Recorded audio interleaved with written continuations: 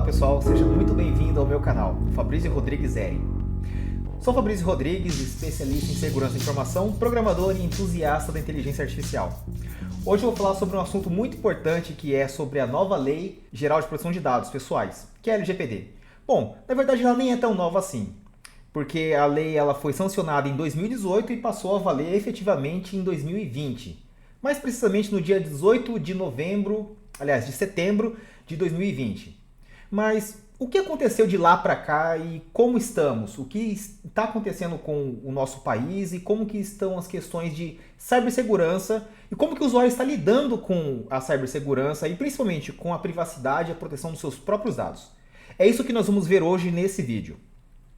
Primeiramente, o que é a Lei de Proteção de Dados Pessoais, ou seja, a LGPD?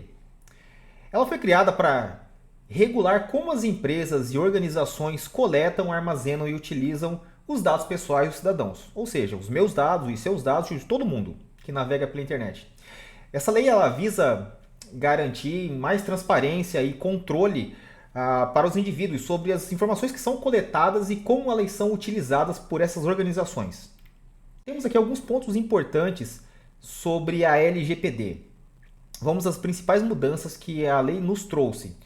Temos o consentimento claro e específico, que isso significa que agora as empresas elas precisam obter um consentimento explícito dos usuários para coletar os seus dados pessoais, indicando sobre como que isso vai ser utilizado, como os dados vão ser utilizados.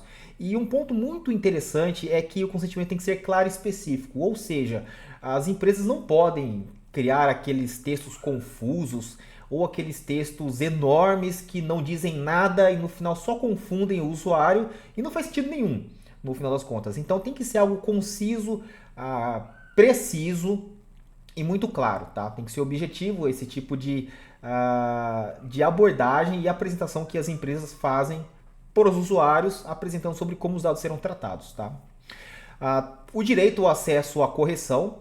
Então você, caro usuário, você tem o direito de acessar os seus dados armazenados numa empresa e solicitar a correção das informações incorretas, inclusive, né? Você também pode solicitar a remoção dos seus dados. Então temos aqui o direito ao esquecimento. Tá? O direito ao esquecimento com esse direito, na verdade, né, que a LGPD nos trouxe. Ele permite com que a pessoa, ou o usuário, ele possa solicitar a exclusão dos seus dados de uma empresa, especialmente se esses dados não forem mais necessários para a finalidade original. Só que aqui temos que ter um ponto muito delicado, né? Porque assim, ter o direito ao esquecimento é algo que também traz uma consequência. Eu quero dizer o que com isso?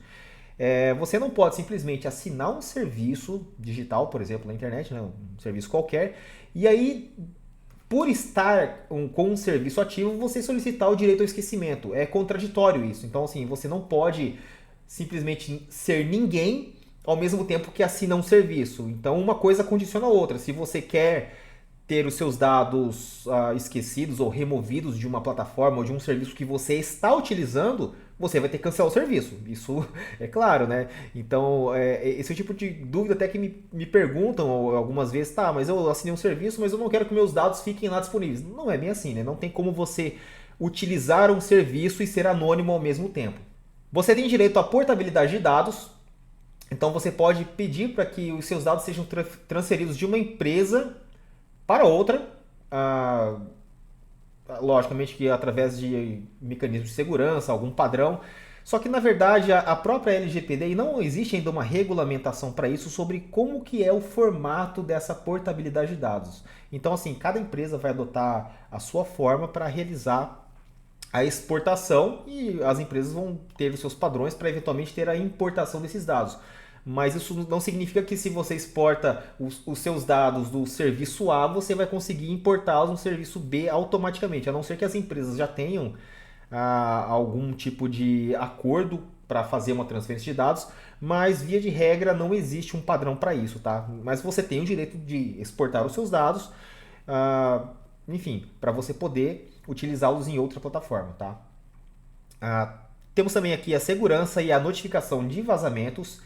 Então, assim, as empresas são obrigadas a implementar medidas de segurança adequadas que eles possam notificar os usuários ou as pessoas, né, o usuário que possui os dados pessoais, sobre qualquer violação dos dados em tempo hábil.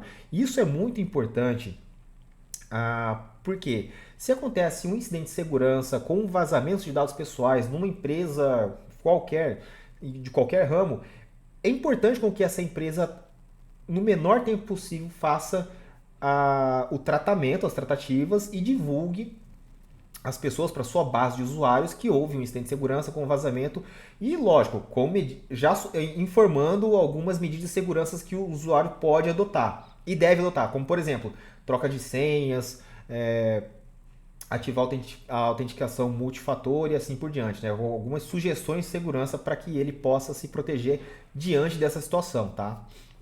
E também temos as penalidades e a fiscalização. Na LGPD também foi criada uma autarquia chamada ANPD, tá? Que é a Autoridade Nacional de Proteção de Dados. E ela fiscaliza, o objetivo da ANPD, na verdade, é fiscalizar o cumprimento da lei junto das empresas, para saber se as empresas que estão coletando e tratando os dados dos usuários, elas estão fazendo isso de maneira adequada. Então as empresas devem implementar uma série de critérios de segurança que inclusive são sugeridas pela LGPD. Eu falo sugeridas porque ela não é específica, tá? Ela não ensina como fazer, ela indica lá o objetivo final, ela não indica como fazer, tá? E é muito importante também destacar isso. O que isso muda para o usuário comum no final das contas, tá? Temos várias questões sobre como que isso pode afetar a navegação para as pessoas, como que isso afeta a vida real, o cotidiano das pessoas, né? E é muito importante que nós tenhamos algumas observações, algumas questões que a gente deve observar muito bem quanto à navegação, à utilização da internet, os dados no ambiente digital, principalmente, tá? Então, assim, temos a questão das compras online. Hoje é muito comum as pessoas comprarem pela internet. Então, assim, antes de compartilhar os seus dados com esses sites de compra, com diversos serviços de compra, você tem que ver como que essa empresa trata os seus dados pessoais. É muito comum a gente receber algumas propagandas, posts patrocinados sobre produtos que fazem umas coisas bem bacanas e que são de empresas que talvez não são tão conhecidas no mercado. E é importante a gente ter consciência sobre como que esses dados serão tratados, tá? Por quê? Eventualmente você faz um cadastro, assina uma newsletter, enfim, assina algum tipo de serviço dessas empresas e aí os seus dados começam a ser utilizados por outras empresas, são vendidos e aí você começa a receber uma enxurrada de propagandas e começa a te atormentar. Então é muito importante que você tenha consciência se aquela empresa ela vai utilizar os seus dados de uma maneira que você talvez não goste. Mas assim, você tem que ler, né, a política de privacidade desses serviços para você ter certeza se isso acontece ou não, né? Então, assim, eventualmente, se você não ler, não tiver com consciência sobre isso, vai ser entendido que você concordou e, enfim, os seus dados podem estar sendo vendidos e compartilhados com várias outras empresas. E daí começa a acontecer aquele fato interessante, né? Você vai começar a receber um monte de propagandas no seu e-mail, começa a receber contatos de pessoas desconhecidas pelo seu WhatsApp, mensagens de SMS intermináveis sobre serviços e tal, e eventualmente você começa a receber também até aquelas abordagens de crimes digitais que a gente vai falar mais pra frente. Também você tem que ter cuidado com redes sociais, tá? Então, assim, ter um maior controle sobre o que é compartilhado e com quem é compartilhado. Dependendo daquilo que você divulga, daquilo que você expõe de maneira pública, isso pode afetar a sua vida. Por quê? Os dados pessoais hoje eles são uma mina de ouro, né? Então, se você compartilha a sua rotina de vida, a sua rotina de trabalho, os familiares, enfim, dá toda a informação sobre a sua vida particular. Isso pode consistir num enorme risco, né? Porque se eventualmente algum criminoso ele tiver uma intenção de cometer algum crime contra você, obviamente que ele vai tentar buscar informações nas redes sociais. E aí ele vai fazer um mapeamento, falando, não, quem é essa pessoa, o que ela gosta, quais são os horários dela, onde ela trabalha, enfim, ele vai se municiar com todas as informações que você mesmo está divulgando publicamente, para daí, eventualmente, cometer um crime contra você, seja ele digital ou até físico, né? Eu sei que o Fabrício ele não está em casa entre tal hora, então vou lá pular o muro, enfim, furtar a casa dele porque eu sei que não vai ter ninguém lá. E assim por diante. Outra questão também são os serviços de streaming, né? Então assim, é importante que você tenha uma melhor compreensão e controle sobre o uso dos seus dados para visualização e consumo desses serviços, tá? E enfim, essas mudanças elas trazem muito mais segurança e controle para você, né? Garantindo que você tenha controle das suas informações sobre como eles serão tratados com o devido cuidado, tá? Então é muito importante com que você leia atentamente e tenha consciência sobre essas questões nos serviços digitais. E o que você pode fazer para se proteger? Dentre eles, temos lá ler, né, as políticas de privacidade, né, temos aqui. Isso é muito importante para você entender como os seus dados serão utilizados antes de fornecer qualquer informação. Autenticação em 2 fatores. Ela é muito importante, pois ela adiciona uma camada extra na segurança das suas contas online. Então, se um serviço oferece autenticação em 2 fatores, ele é chamado normalmente de MFA ou M2A, Two Factor Authentication, Multi-Factor Authentication, ative-o. É muito importante que você tenha esse serviço ativado se eventualmente o serviço que você utiliza ofereça essa camada de proteção, tá? É muito importante. Isso aqui ajuda bastante.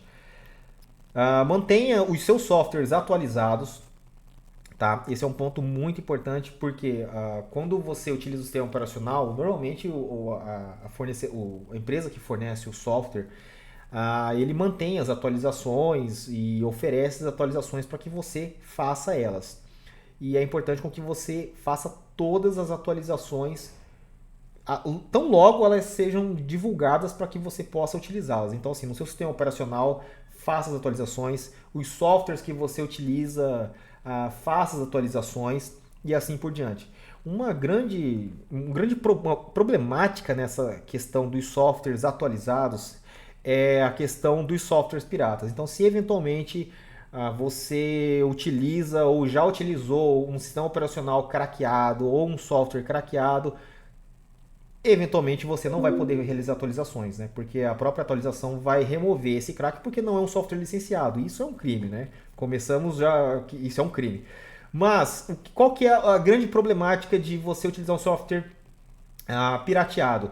É que você não vai conseguir realizar as atualizações. Não vai conseguir, porque para você continuar usando um software de maneira ilegal, obviamente que você vai ter que cortar as atualizações. Então isso consiste num grande risco, tá? Você não ter o software atualizado ou se você utiliza um software craqueado. E existe um outro problema maior ainda do software craqueado, né? Que é você não sabe o que o crack faz. Você sabe uma coisa, que ele vai desbloquear um uso indevido de um software, mas você não sabe o que ele faz além disso. E nunca vai saber também, né? Porque normalmente os manuais que ensinam a você a fazer um desbloqueio de um software, ele pede para você desabilitar o antivírus, desabilitar uma série de recursos de proteção de segurança para você instalar um programinha que você baixou na internet, de algum lugar que sabe-se lá qual foi, para desbloquear aquele software. E você tem que manter ainda sem atualizações, né? Manter o seu software sem atualizações para você poder usá-lo naquela versão específica. Então isso é muito arriscado. Monitore as suas informações. Então, assim, fique atento a qualquer atividade suspeita em suas contas. Hoje nós temos vários serviços que oferecem recursos de monitoramento na Deep Web, Dark Web, enfim, esses lugares sinistros aí onde os seus dados pessoais eventualmente foram vazados. Eu vou colocar na descrição desse vídeo alguns links de alguns serviços para você poder monitorar suas informações. Obviamente que a maioria desses serviços são pagos, né? Existem alguns que são gratuitos, mas a maioria são pagos, tá? Mas é muito importante que você tenha consciência dos seus dados, sabe? Saber se eles eventualmente foram vazados ou não. E se eles foram vazados, você tem que tomar algumas medidas como trocar as senhas, ativar o MFA se você não tem e assim por diante.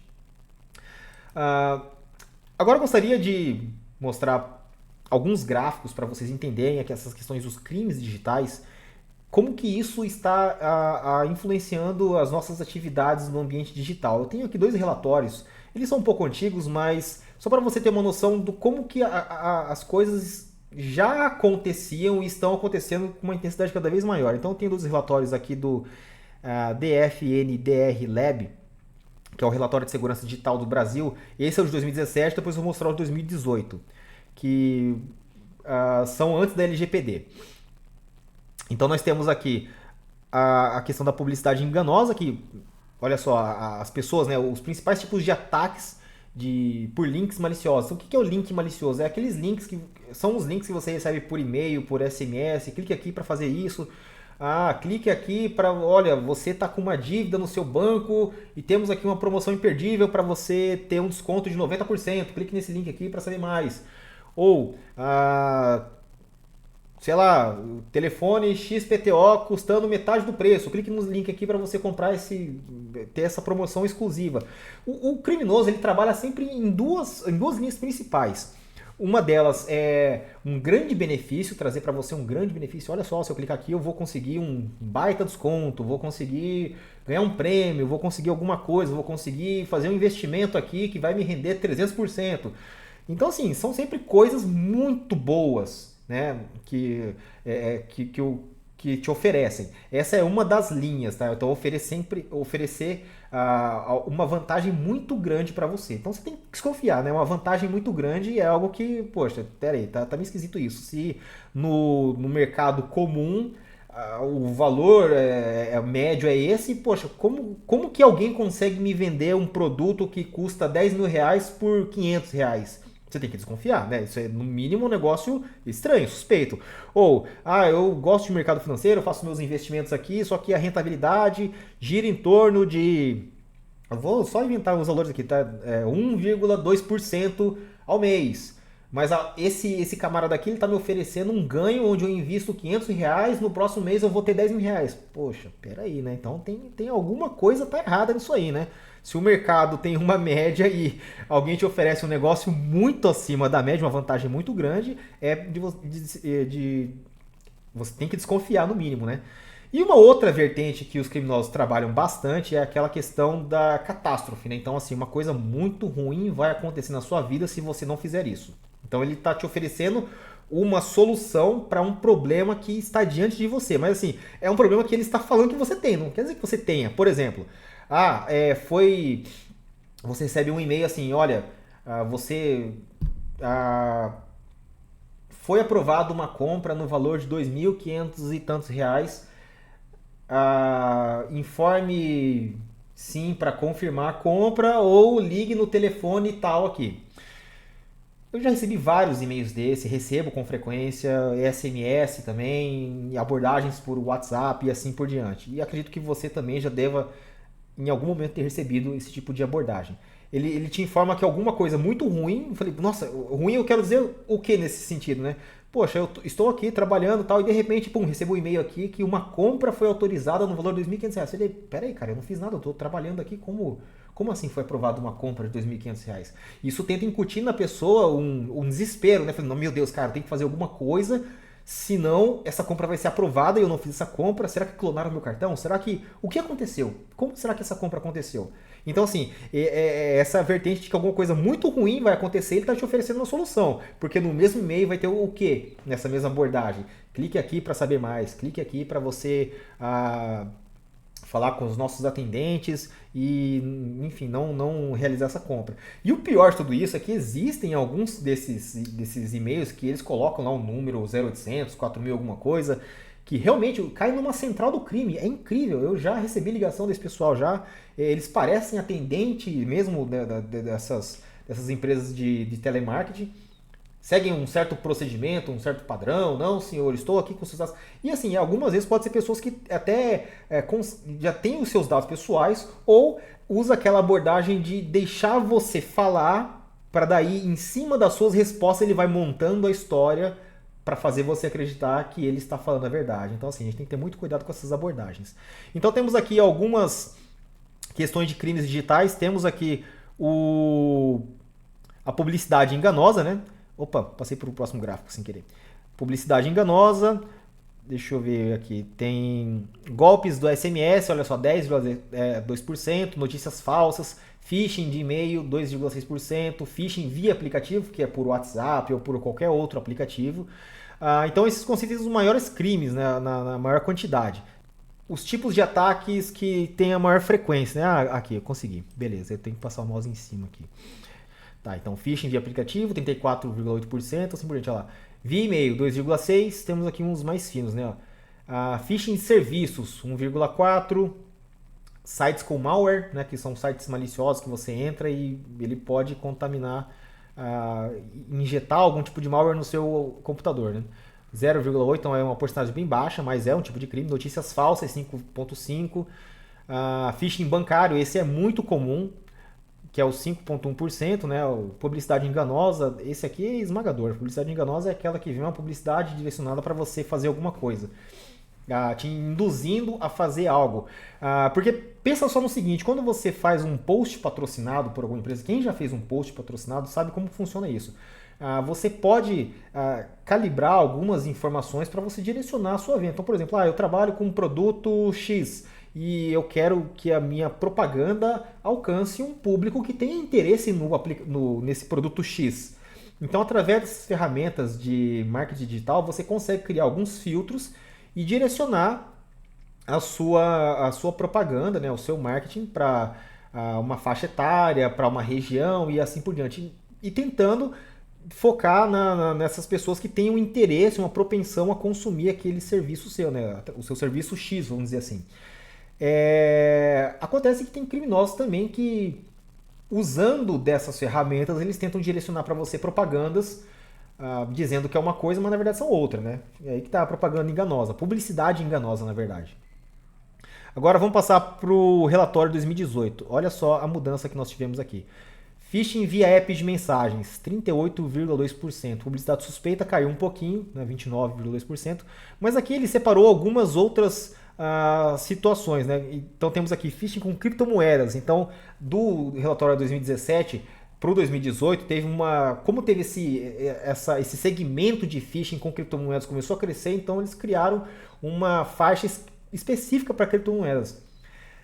O que é o phishing com criptomoedas? É aquela coisa que eu acabei de falar, né? Você investe R$10 para ganhar R$1.000 no final de um mês ou de um ano. É um negócio irreal, não existe, né? Mas tem pessoas que gostam de acreditar nessas vantagens absurdas.